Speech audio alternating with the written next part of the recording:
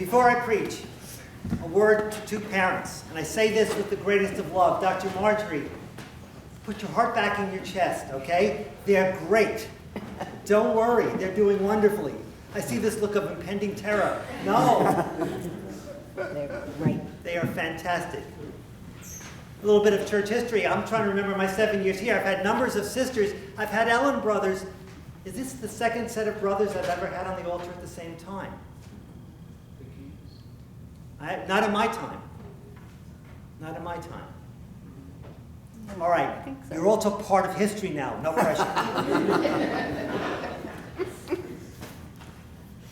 Oh my gosh. The end of the church year, using terminology that we're so unaccustomed to. Christ the King. We know nothing about kings. I know about a prince in England who wishes he weren't near the royal family at this point, but I don't know anything about kings. But I will share a story with you about citizenship and being a part of something that's important. And if you want to use the word kingdom, that works. And it's a true story. Back in '82, I had just come back from my first year of studies at canon law, and the bishop had assigned me to residence in St. Jerome's Parish in the South Bronx. And although the diocesan offices where I worked were in Manhattan, I lived on the parish that was on 138th Street and Alexandria Avenue. A parish heavily settled by people from Mexico, from Colombia, and from some of the islands other than Jamaica.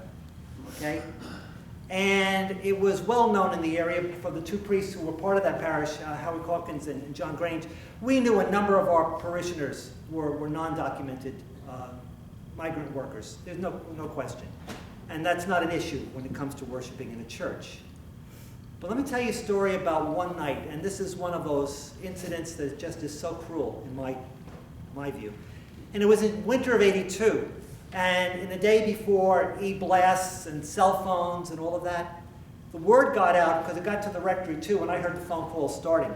The phone started ringing throughout the neighborhood, all up and down 138th Street and the adjacent streets, among all of those people who are really the basis of the food service industry. They empty the trash bins in our offices, so much of the landscaping work now, who really keep the sewing district alive.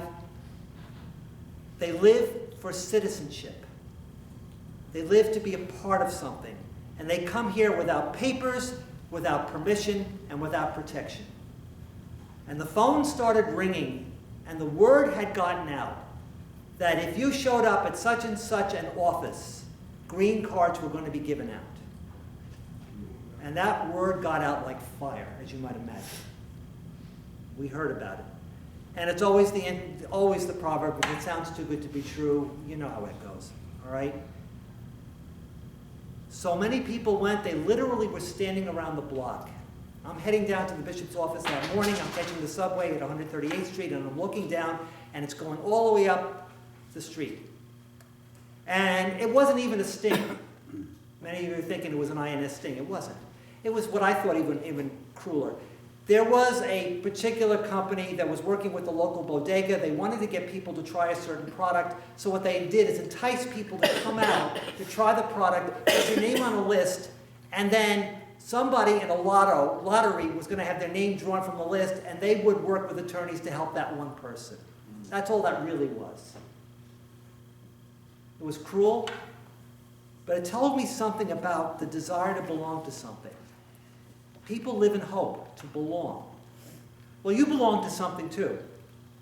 We celebrate today the feast of Christ King. We don't use the word kingdom, and it really doesn't mean a geographical kingdom. It means the rule of God in your hearts.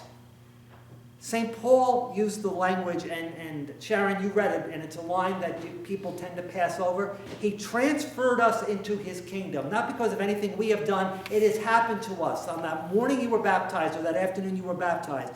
And we're no longer bound just to the culture of this nation or this time period. Our true citizenship belongs to something else. And the Feast of Christ the King on the last Sunday of the liturgical year reminds us that we're not to be in sync with modernity, and there's nothing wrong with that.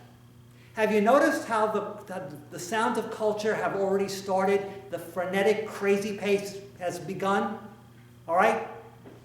Who's done the shopping already? Who's been wrapping presents? Who's running to the stores? Who worships at the altar of Walmart, Kmart, and Amazon? All right? The crazy pace. Already one radio station, FM, has gone to that crazy Christmas music.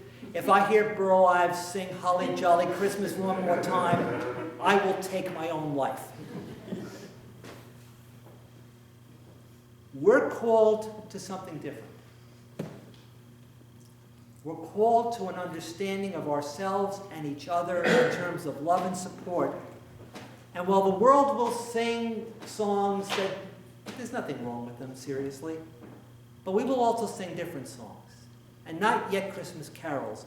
We will sing songs of longing and expectation and hope in a very dark world. We'll sing songs, O come, Emmanuel. And those who are captive by the culture, that's us, who need to be ransomed.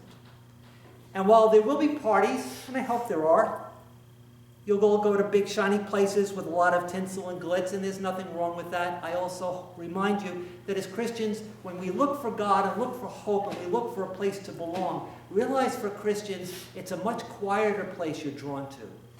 It's a place like a manger or a cross, or the most important of all, the empty tomb. That is where God is found. That is where we find hope. So we're going to be caught up in a season, and I'm just going to remind you that there is something so important that we also belong to. We're the people who pray, Lord Jesus, come, save us, because we still need redemption. He claims dominion over all creation, and someday he will present that kingdom to his Father, and I want to be a part of it. And the words of liturgy speak later of a kingdom of truth and life and holiness and grace and love, justice and peace. Those are pretty words, but they can be real.